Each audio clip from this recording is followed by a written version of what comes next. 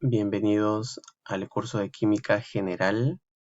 En este video vamos a desarrollar algunos ejercicios que corresponden al taller número 12. Pregunta número 1. Un globo se encuentra a una presión de 500 milímetros de mercurio y tiene un volumen de 5 litros. ¿Qué volumen ocupará si la presión es de 600 milímetros de mercurio a temperatura constante? El hecho que nos digan a temperatura constante, nos están diciendo que es un proceso isotérmico, es decir, aquí se cumple la ley de Boyle.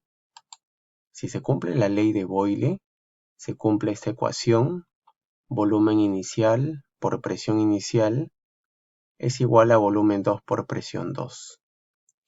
Como me están pidiendo determinar el volumen final, lo que voy a hacer aquí es la presión 2, que está multiplicando, presión 2, lo voy a pasar a dividir, quedándome esta ecuación.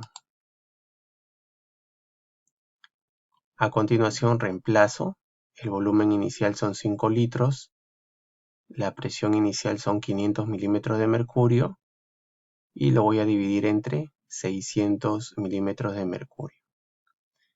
Bueno, aquí se van las unidades, milímetros de mercurio con milímetro de mercurio, y en total el volumen final, el volumen 2 me quedaría 417 litros. Sería la respuesta. Pregunta número 2. En este caso nos están pidiendo si se coloca 10 litros de hidrógeno en un reactor, determinar el volumen de cloruro de hidrógeno que se produce considerando que todos los gases se encuentran a Cn. Cn quiere decir condiciones normales. Bien. Ahora, ¿a quién tenemos que relacionar aquí? Al hidrógeno hay que relacionarlo con el cloruro de hidrógeno, con el HCl. Bien. Lo primero que tenemos que hacer es balancear la ecuación química. Identificamos al hidrógeno, que en este caso sería el H2. Bien, sería el H2.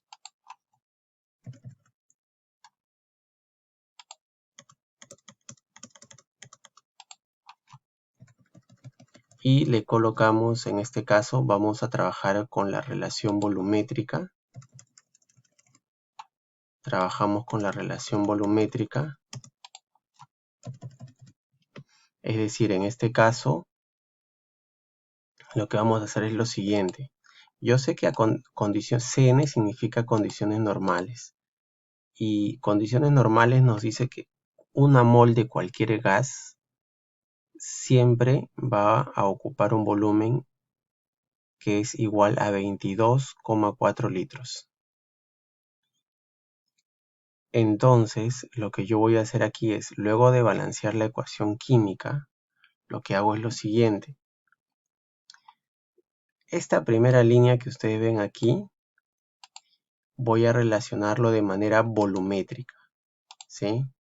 Es decir, el coeficiente del hidrógeno, que es 1, bien, ese coeficiente me indica el volumen teórico. Como el coeficiente es 1, quiere decir que teóricamente hay 1 litro. En el caso del cloruro de hidrógeno, en el HCl, vemos que el coeficiente es 2. Pero dice que este gas está a condiciones normales, ¿no? Entonces, ahí hay que tener mucho cuidado. No le vayas a colocar 2 litros, no. El coeficiente es 2. Ese coeficiente te indica que hay 2 moles. Bien, 2 moles. ¿Por qué lo multiplico por 22,4? Si yo sé que una mol ocupa 22,4 litros, en 2 moles, ¿cuánto sería? El doble, ¿verdad? Es decir, 2 por 22,4 litros. Por eso lo estoy multiplicando de esa manera. Y debajo coloco el X, que es la incógnita. Bien, que es la incógnita, X litros, la L de litros. Y hacia el lado izquierdo le estoy colocando el dato que sería 10. Porque recuerda, la pregunta es determinar el volumen de HCl, le coloqué X, a partir de 10 litros de hidrógeno. Bien, entonces ahí aplico el aspa simple y el volumen sale en total 448 litros. Bien. Ahora, la otra opción con la que hubieras podido trabajar es de la siguiente manera. Hubieras trabajado aquí con 2 mol y el X te hubiera salido también en función de las moles. Bien, la otra opción es que aquí el valor de X te hubiera salido 20 moles, 20 mol.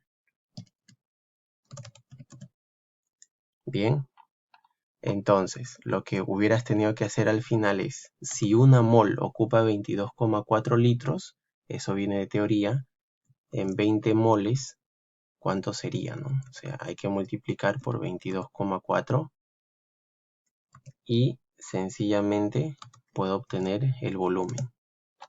Si una mol,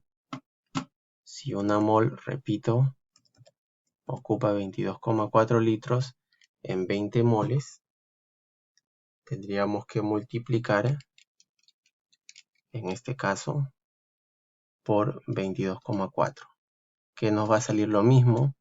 El volumen, en este caso, saldría 448 litros. Esa es la otra opción para poder trabajar este ejercicio. Bien, esa es la otra opción para trabajar este ejercicio y llegamos al mismo resultado, que el volumen sigue siendo, en este caso, 448. Sale lo mismo. Pregunta número 3. Esta pregunta es solamente balance. Bien, nos están dando con palabras, ¿no? Que se quema el pentano, ya, que se quema el propano, perdón, acá es propano,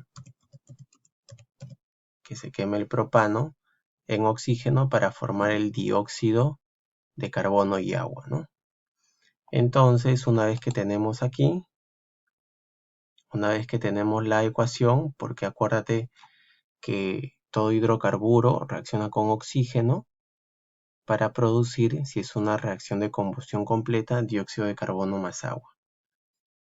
Entonces, estoy colocando aquí C3H8 más el oxígeno, se produce dióxido de carbono, que es CO2 más agua. Luego hago el balance, ¿no?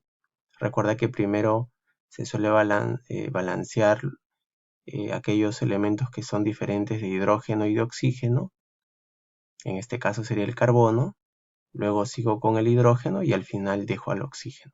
Bien, es un balance por el método de simple inspección o método del tanteo. En el caso de la pregunta número 4, nos dice un recipiente contiene 100 litros de O2 a 20 grados Celsius, calcular la presión del oxígeno sabiendo que posee 5 moles de dicho gas. Para resolver esta pregunta necesitamos aplicar la ecuación universal de los gases. Bien, entonces tengo el volumen, tengo la temperatura, me están pidiendo calcular la presión, ¿no?